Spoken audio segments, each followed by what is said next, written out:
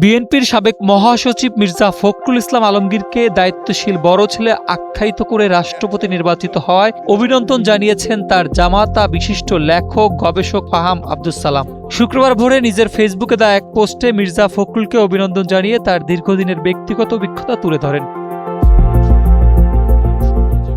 ফাহাম বলেন, নিজেকে কাজে লাগানোর মানসিকতা মির্জা ফখরুলের মধ্যে অত্যন্ত প্রবল। যে কোনো পরিস্থিতিতে তিনি নিজেকে কাজে লাগাতে চান। এমনকি ক্যানবেরায় ছুটি কাটাতে গেলেও ঘর ঝাড়ু দেওয়া শুরু করেন, কারণ তিনি বসে থাকতে পারেন না। তার সাফল্যের মূল চাবিকাঠি এই গুণ ও ভদ্র আচরণ বলেও মন্তব্য করেন ফাহাম।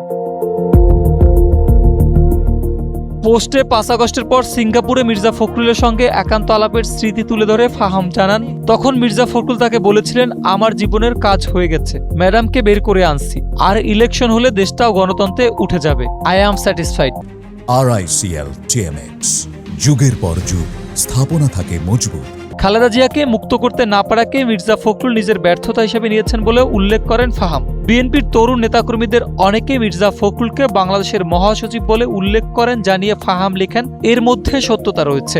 মির্জা ফখরুল বিএনপির আগে বাংলাদেশকে দেখতে পান। তার দৃষ্টিভঙ্গি সবার পছন্দ নাও হতে পারে, তবে তিনি যা বলেন তা বিশ্বাস করেন এবং সেভাবেই কাজ করার চেষ্টা করেন। মির্জা ফখরুলের রাষ্ট্রপতি হওয়াকে নিজের জন্য একই সঙ্গে আনন্দ হতাশার বিষয় উল্লেখ করে বলেন, ওনার প্রেসিডেন্ট হওয়াটা আমার জন্য একই সাথে আনন্দের ও হতাশার। আনন্দের এজন্য যে প্রেসিডেন্ট হওয়ার জন্য এমন একজন মানুষ দরকার যাকে জাতি অভিভাবক হিসেবে দেখতে রাজি। আমার মনে হয় সঠিক মানুষটাকেই প্রেসিডেন্ট নির্বাচিত করা হয়েছে। আর হতাশার এই কারণে যে বিএনপিতে এরকম একজন মানুষের দরকার যে নিজের আগে দল ও দেশের স্বার্থ দেখতে পারেন। এমন একজন মানুষের রিপ্লেসমেন্ট খুঁজে পাওয়া কঠিন। তাছাড়া বঙ্গভবনের গোড়াটোপে দম বন্ধ হয়ে আসার কথা।